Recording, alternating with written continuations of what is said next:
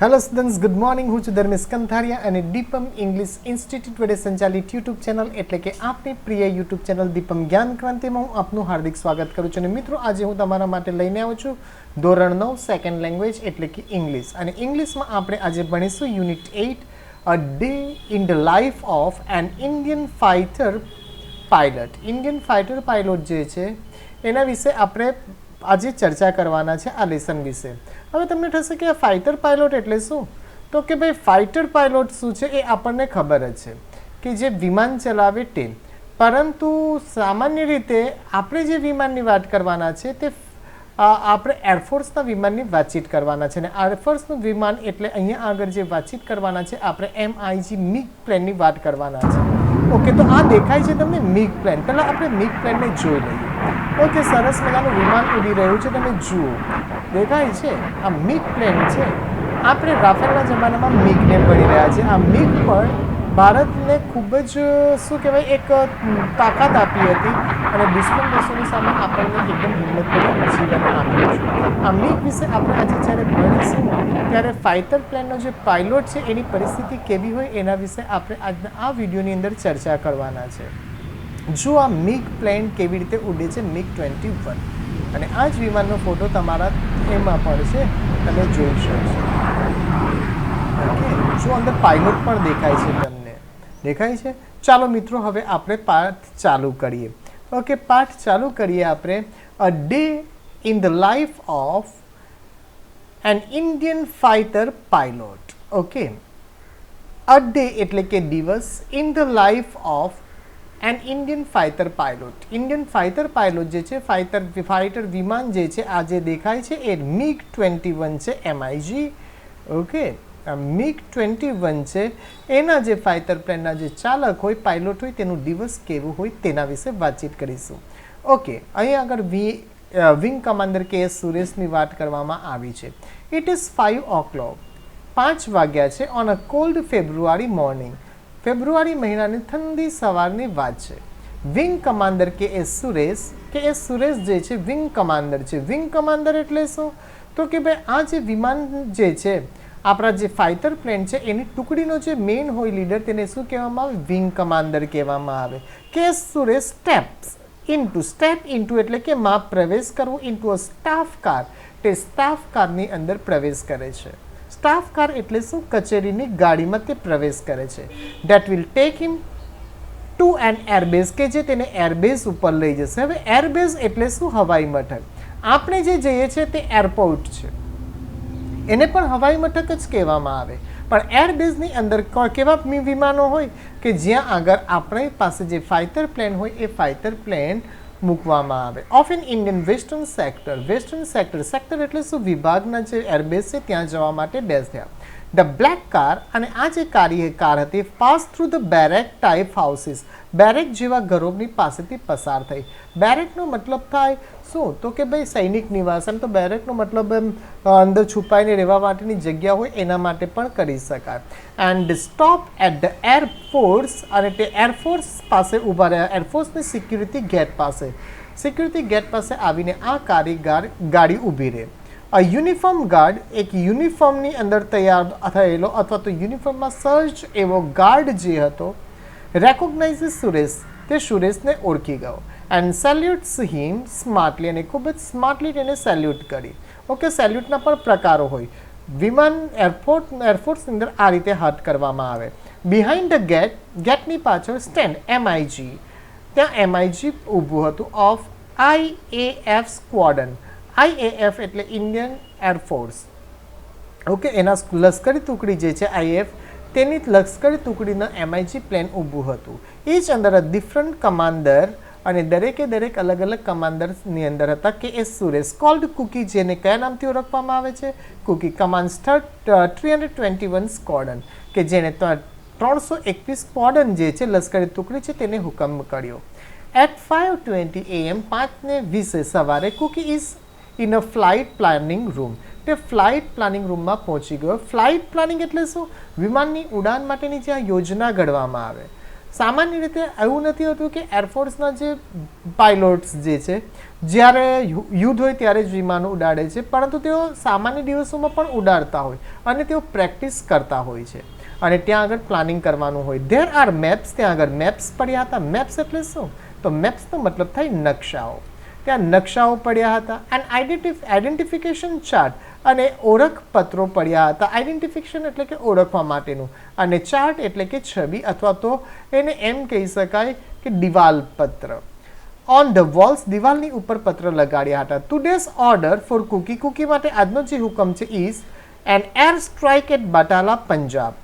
પંજાબની અંદર બટાલા નામનું શહેર છે. પંજાબનું 8મા નંબરનું મોટામાં મોટું શહેર છે.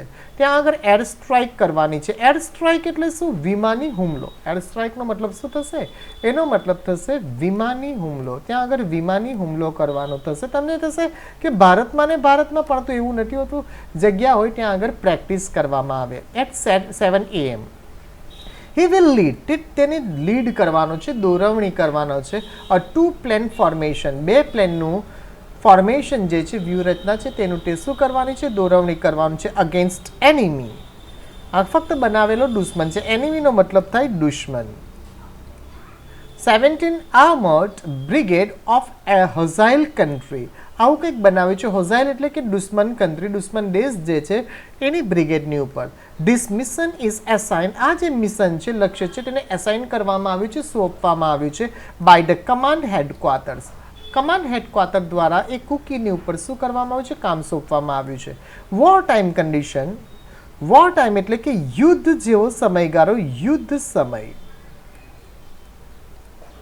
કન્ડિશન અને પરિસ્થિતિ, યુદ્ધ સમયની જે પરિસ્થિતિ છે, પરિસ્થિતિ આર પ્રેક્ટિસ્ડ, અને પ્રેક્ટિસ કરવામાં આવે છે. પ્રેક્ટિસ કરવું એટલે શું? મહાવરો કરવો. એવી પરિસ્થિતિનો મહાવરો કરવામાં આવે છે એઝ એકચ્યુઅલી એઝ પોસિબલ, જેટલું શક્ય હોય એટલું યોગ્ય રીતે કરવા માટે. ઓન ધીસ ડે, આ દિવસે Cookie is too busy, Cookie ખૂબ જ બિઝી છે. Too worry about, too busy to worry, અને બિઝીની સાથે તે વરીમાં પણ છે. વરી એટલે શું? તે ચિંતામાં પણ છે, કારણ કે તમે યુદ્ધ જેવું જ કામ કરતા હોય તો કોઈકના મૃત્યુ થવાના ચાન્સીસ પણ થઈ જાય. અબાઉટ ધ રિસ્ક, તે રિસ્ક વિશે શું છે? ચિંતામાં છે. રિસ્ક એટલે શું? તો રિસ્કનો મતલબ થશે જોખમ. હી કોલ્સ ધ, તે કોલ કરે છે, બોલાવે છે, પૂછે છે મેટ્રોલોજીકલ ઓફિસર, તે મેટ્રોલોજીકલ ઓફિસરને પૂછે છે. મેટ્રોલોજીકલ એટલે શું? હવામાન શાસ્ત્રીને પૂછે છે.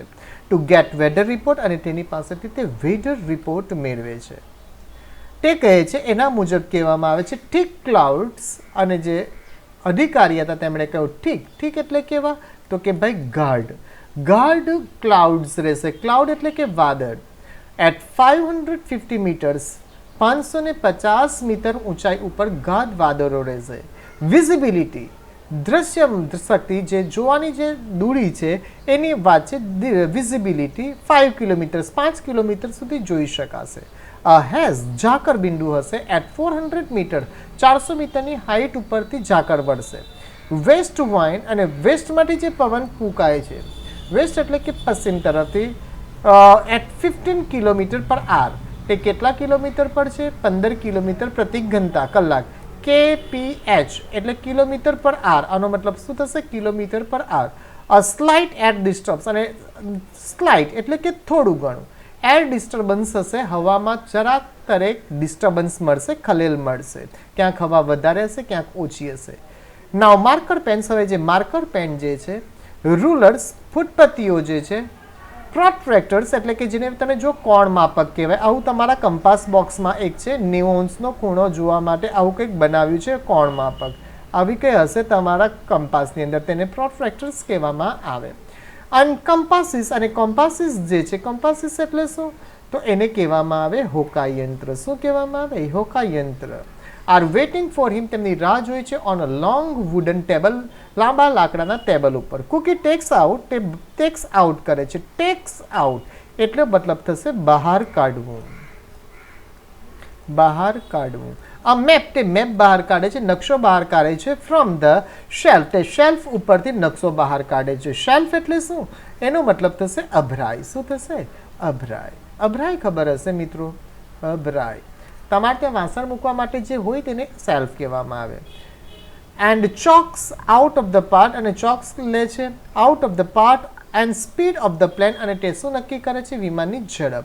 ઇન 1 hour 1 કલાકની અંદર ધ મિશન ઇઝ પ્લાન, આખું મિશનને ઘડી કાઢવામાં આવ્યું, કારણ કે 5:20 એ લોકો મિશન તૈયારી કરે છે અને 7 વાગે તેમણે આ મિશન કરવાનું છે આપણે જોયું, અને 1 કલાકની અંદર તેમણે કામ કરી દીધું, એટલે કે અત્યારે 6:20 થઈ ગઈ છે. હવે એમની પાસે લગભગ કેટલી મિનિટ છે તમે ગણી શકો, તો લગભગ એમની પાસે હવે 40 મિનિટ બાકી છે. Then he goes to another room, ત્યારબાદ તે બીજા રૂમમાં ગયો and discusses the target, અને ટાર્ગેટ વિશે ચર્ચા કરી કે ટાર્ગેટ શું રાખવો with an army officer, army ઓફિસરની સાથે. સ્ક્વોડન લીડર, જે સ્ક્વોડન જે ટુકડીનો વડો હતો, લીડર કે જેનું નામ છે bundle Tyagi, is present there, તે ત્યાં ઊભા હતા. હી ઇઝ કુકીઝ વિંગમેન, તે કુકીની સાથે એક વિંગમેન હતો. વિંગમેન એટલે શું, તો એનો મતલબ થશે આ જે એરફોર્સના જે વિમાન હોય, યુદ્ધના જે વિમાન હોય, એનો જે પાયલોટ હોય તેને શું કહેવામાં આવે, વિંગમેન કહેવામાં આવે. ઓન ધીસ ટ્રીપ, તે આ ટ્રીપની ઉપર તેની સાથે હતા.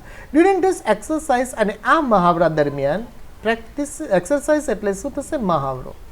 રેન્ક મીન્સ નથિંગ, કોઈ રેન્ક યોગ્ય નથી, મોટો નાનો બધા જ સરખા હોય. ઓનલી 20 મિનિટ્સ આર લેફ્ટ, હવે ફક્ત 20 મિનિટ બાકી છે. Before engine starting time, engine ચાલુ કરવા પહેલાં. કુકી ગ્રેબ્સ હેલ્મેટ, કુકી પોતે ગ્રેબ્સ કરે છે એટલે ખેંચીને લેવું,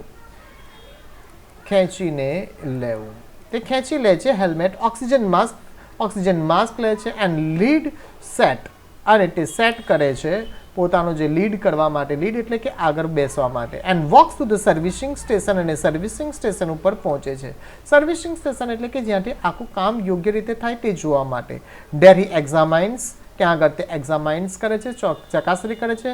ફોર્મ્સ સર્ટિફાઈંગ, ત્યાં આગળ ફોર્મ્સ સર્ટિફાઈંગ જે છે, સર્ટિફાઈંગ કરવું એટલે શું, કે જેને પ્રમાણપત્રિત કરવું એવું જુએ છે. Every part in the plane, પ્લેનના દરેક ભાગને તે ચકાસે, હેડ બીન ચેક્ડ, તેને ચકાસવામાં આવે છે. દેન હી વોક્સ અરાઉન્ડ, ત્યારબાદ તે ગોળ ફરે છે ટુ ધ પ્લેન, પ્લેનની ચારે બાજુ. ચેક્સ ફોર ધ લીક, અને લીક થાય છે કે નહીં તે જુએ છે. લીક એટલે કે ટપકવું. લૂઝ પેનલ, કોઈ પેનલ ઢીલી તો નથી ને. એન્ડ પિન્સ, અને કોઈ પિન ઢીલી નથી તે જુએ છે. ડેર આર નન, કશું એવું ન મળ્યું. સો હી ક્લાઇમ્સ ઇન ટુ હી સીટ, તે પોતાની બેઠક ઉપર ગયો. કનેક્ટ્સ ઇઝ ઓક્સિજન સપ્લાય, તે પોતાની ઓક્સિજન સપ્લાયને કનેક્ટ કરે છે. Next he pulls out a safety pin from his seat, અને સેફ્ટી પિન બહારથી સીટ પરથી બહાર કાઢે છે. And then he becomes live, અને ત્યારબાદ તે જીવન થાય છે. જીવન થવું એટલે કે આ જે વિમાન છે તેને ચાલુ કરે છે.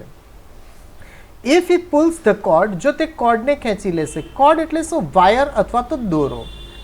તે વાયરને ખેંચી લેશે. The seat with a parachute, પેરાસૂટની સાથે, અને પેરાસૂટ વંચાશે. પેરાસૂટ એટલે ખબર હોય તો છત્રી હોય, ખબર હોય તો ઉડવા માટેની. ઓકે, થમ્સઅપની એડવર્ટાઇઝમાં આવે છે, પિરામિડ ઉપરથી પેલો હીરો કૂદકો મારે છે, એ પેરાસૂટ છે. Will rocket 200 meters out of a aircraft, તો 200 મીટર્સની અંદર, 200 મીટરની હાઇટ ઉપરથી તે એરક્રાફ્ટમાંથી બહાર થશે in less than a second, સેકન્ડની અંદર તે પેરાસૂટથી બહાર આવી શકે.